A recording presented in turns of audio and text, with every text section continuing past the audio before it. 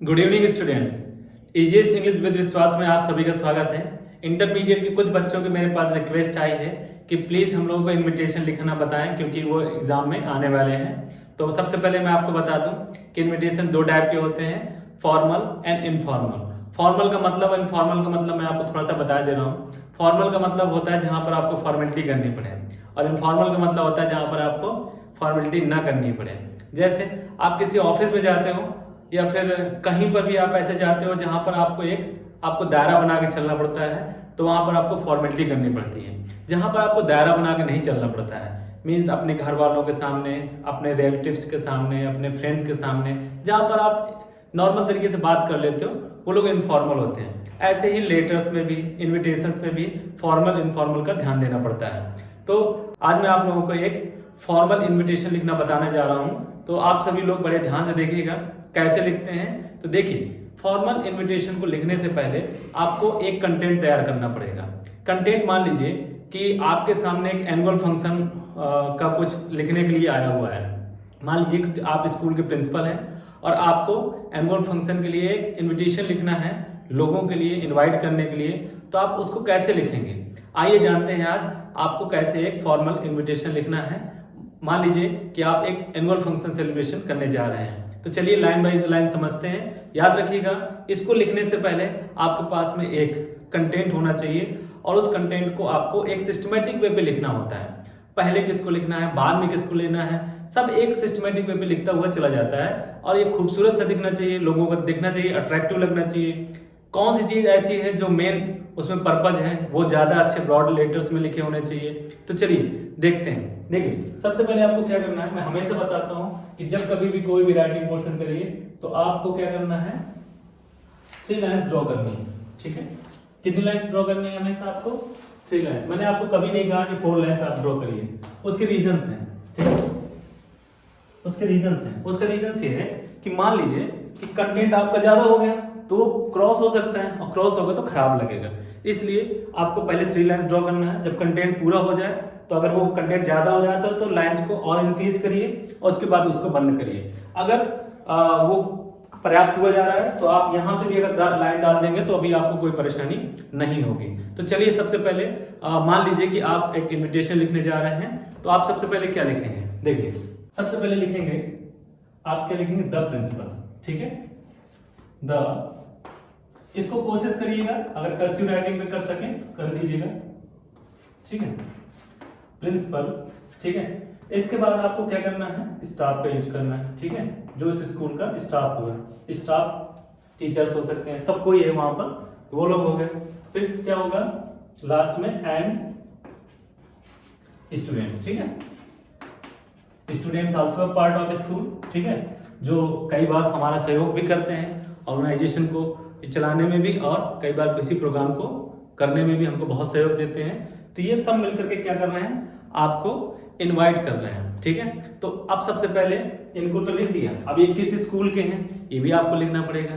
तो आपको क्या करना है? बीचों बीच छोटा, अब इनसे याद रखिएगा आपको छोटा लिखना है। ठीक है, और एक चीज याद रखिएगा, द में टी बड़ा रहेगा, प्रिंसिपल में पी बड़ा रहेगा, स्टाफ में एच बड़ा रहेगा।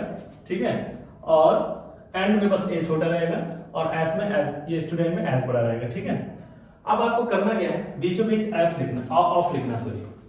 अब आपको क्या करना है? ये किस स्कूल के हैं आपको वो स्कूल लिखना पड़ेगा। मान लीजिए कि मैं महर्षि विद्या मंदिर पढ़ाता हूं, तो छोटे, इतने ही छोटे लेटर में आपको लिखना है एम वी एम हमीरपुर। ठीक है, अब जैसा कि हमीरपुर आपको पता है कि एक हिमाचल में पड़ता है और एक आपके यूपी में भी, मैं यूपी में पढ़ाता हूं, तो आप यूपी लिख दीजिए। ठीक है, ताकि क्लियर हो जाए कि कहाँ की बात हो रही। ये आपका हो गया। ठीक है, ये इस स्कूल के प्रिंसिपल, स्टाफ एंड स्टूडेंट्स आपको इनवाइट करने जा रहे हैं। ठीक है, तो कैसे इनवाइट करने जा रहे हैं? ठीक है, अब आपको लिखना है यहां पर, यहां से शुरू कर दीजिएगा। ठीक है, कॉर्डली। कॉर्डली मींस क्या होता है? सादर से। ठीक है, आपको रिक्वेस्ट कर रहे हैं। ठीक है, योर बिनाइन। बिनाइन मीन्स क्या होता है? सौभाग्य, आपका आना सौभाग्यपूर्ण होगा हमारे लिए। ठीक है, बिनाइन प्रेजेंस मीन्स उपस्थिति, ठीक है। कहां पर उपस्थिति दर्ज करानी है? ऑन ऑस्पिशियस, ठीक है, ओकेजन, ओकेजन पढ़ेंगे, ठीक है, ठीक है। और अब ये किस ओकेजन की बात हो रही है, तो आप उस ओकेजन को लिख दीजिए। आपको अब पता है कि वो ओकेजन ही अपने आप में बहुत बड़ा है, उसी को तो हमें लोगों को बताना है, उसी के बारे में तुमको बताना होता है। तो अब आप उसको क्या करेंगे, सभी को बड़े ब्रॉड लेटर्स में लिखेंगे, ठीक है, कैपिटल में लिखेंगे। तो क्या बनाने जा रहे हैं? The annual function. तो आप क्या करेंगे, पूरे लेटर्स को आप कैपिटल में लिख दीजिए, द, खूब अच्छे से लिखिए, खूबसूरत तरीके से, ठीक है।